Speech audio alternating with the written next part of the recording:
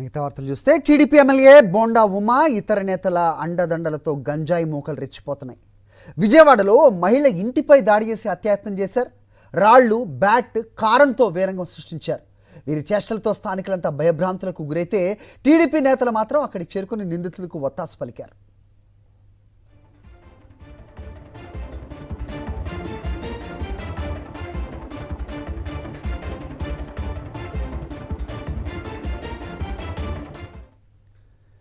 గుమ్మళ్ళ కుసుమ అనే మహిళ విజయవాడ సింగనగర్లో 20 ఏళ్లుగా నివాసం ఉంటున్నారు.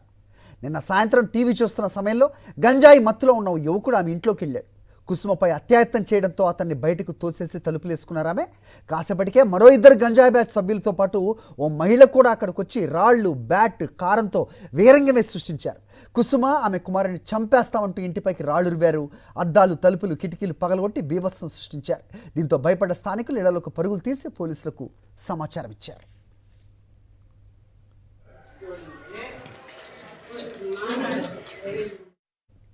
ఘటనపై అప్డేట్స్ మా కరెస్పాండెంట్ అశోక్ ఇస్తారు.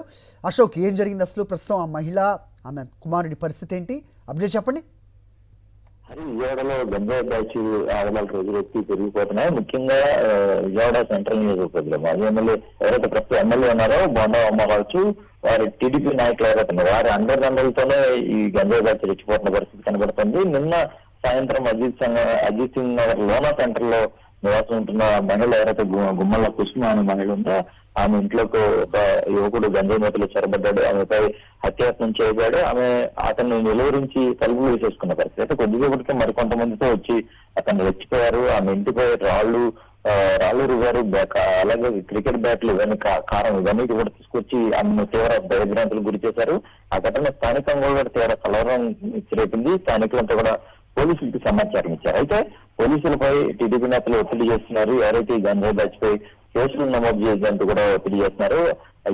ఈ గొడవ సమయంలో గంజాయి బ్యాచ్ కూడా మా వెనక ఎమ్మెల్యే ఉన్నాడు, మేము ఎమ్మెల్యే మనుషులు, మీరు మమ్మల్ని ఏం చేయలేరంటూ కూడా వారు బెదిరించిన పరిస్థితి చూస్తున్నాము. అయితే అధికార పార్టీ నేతలు ఈ తరహాలో గంజాయి బ్యాచ్ కి కొమ్ముకాయడాన్ని పట్ల అప్పుడు తీవ్ర విమర్శలు వెల్లువెత్తుతాయి.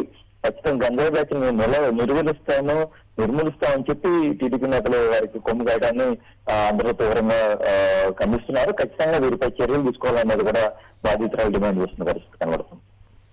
ఓకే అశోక్.